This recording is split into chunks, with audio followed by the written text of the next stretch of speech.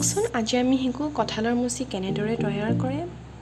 এটা কটা পিঁয়াজ লৈছোঁ আৰু এটা পিঁয়াজ আমি পেষ্ট বনাই লৈছোঁ আৰু লৈছোঁ আমি এটা পকা বিলাহী আৰু আদা নহৰুৰ পেষ্ট শুকান জলকীয়াৰ সৈতে আৰু হালধি পাউডাৰ আৰু ৰেড চিলি পাউডাৰ আৰু দুটা জলকীয়া আৰু সোৱাদ অনুযায়ী নিমখ লৈছোঁ আমি।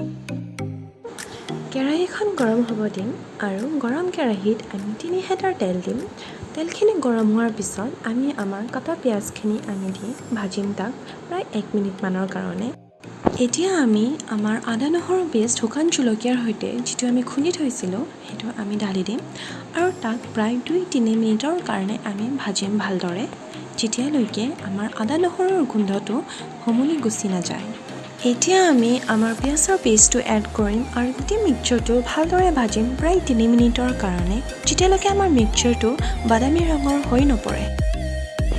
এতিয়া আমি আমাৰ কাটি থোৱা বিলাহীখিনি আমি দি দিম আৰু প্ৰায় 1 মিনিটৰ কাৰণে আমি তাক ভাজিম।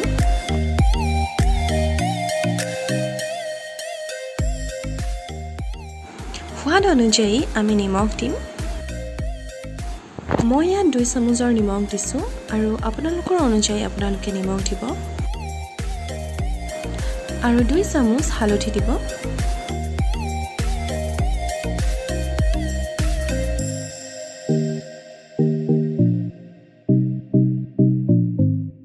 মিডিয়াম ফ্লেমত ইয়াক ভালকৈ লৰাব আৰু চাব যাতে কেৰাহীত লাগি নাযায়।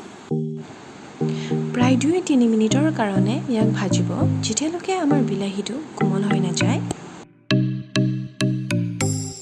এতিয়া আমি মাজেৰে ফলা কেঁচা জলকীয়া দুটা আমি দি দিম। ৰেড চিলি পাউডাৰ 2 চামুচ দিম আমি।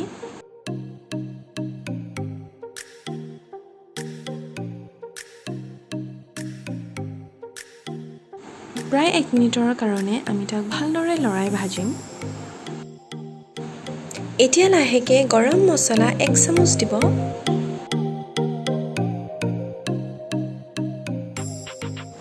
এতিয়া কঁঠালখিনি দি দিব আৰু প্ৰায় 1-2 মিনিটৰ কাৰণে তাক ভালদৰে ভাজিব।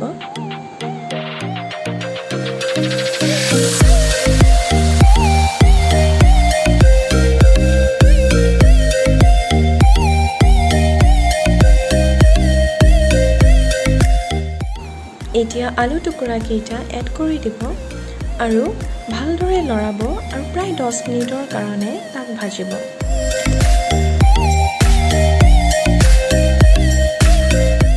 আমাৰ কঁঠালখিনি আৰু আলু টুকুৰাকেইটা ভালদৰে ভাজা হৈছে আৰু আমি চাব পাৰোঁ যে গোটেই মিক্সচাৰটো এটা ধুনীয়া আমৰলীয়া বৰণ হৈ পৰিছে। 4 কাপ পানী দিব, তাক অলপ লৰাই ঢাকন মাৰি দিব আৰু হাই ফ্লেমত বইল হ'ব দিব প্ৰায় 15 মিনিটৰ কাৰণে।